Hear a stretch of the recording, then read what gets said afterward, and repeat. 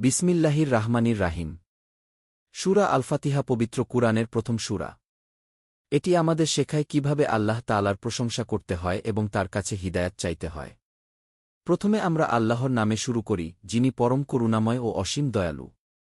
এটি আমাদের স্মরণ করিয়ে দেয় যে জীবনের প্রতিটি ভালো কাজ আল্লাহর নাম নিয়ে শুরু করা উচিত। এরপর আমরা ঘোষণা করি যে সমস্ত প্রশংসা একমাত্র আল্লাহর, যিনি সমগ্র বিশ্বজগতের প্রতিপালক। আমাদের সব নিয়ামত, জীবন, রিজিক ও রহমত তারই দান। আল্লাহ তাআলা পরম দয়ালু এবং অসীম অনুগ্রহশীল। তিনি তার বান্দাদের প্রতি দয়া করেন এবং তাওবার দরজা খোলা রাখেন। তিনি বিচার দিবসের একমাত্র মালিক। সেদিন প্রত্যেক মানুষ তার কাজের হিসাব দেবে এবং আল্লাহ ন্যায়বিচার করবেন। এরপর আমরা বলি, হে আল্লাহ, আমরা শুধু আপনারই ইবাদত করি এবং শুধু আপনার কাছেই সাহায্য চাই। এটি আমাদের শেখায় যে ইবাদত, ভরসা ও সাহায্য প্রার্থনার প্রকৃত অধিকারী একমাত্র আল্লাহ। এরপর আমরা দোয়া করি, হে আল্লাহ, আমাদের সরল ও সঠিক পথ দেখান।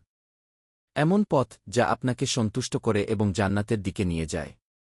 সবশেষে আমরা সেই সব মানুষের পথ অনুসরণের দোয়া করি, যাদের উপর আল্লাহ তার অনুগ্রহ করেছেন। একই সঙ্গে আমরা সেই পথ থেকে আশ্রয় চাই, যারা সত্য জেনেও তা অস্বীকার করেছে বা পথভ্রষ্ট হয়েছে। সূরা আল ফাতিহার মূল শিক্ষা হল আল্লাহর প্রশংসা করা, একমাত্র তারই ইবাদত করা, তার কাছেই সাহায্য চাওয়া এবং সবসময় সঠিক পথের হিদায়াত প্রার্থনা করা।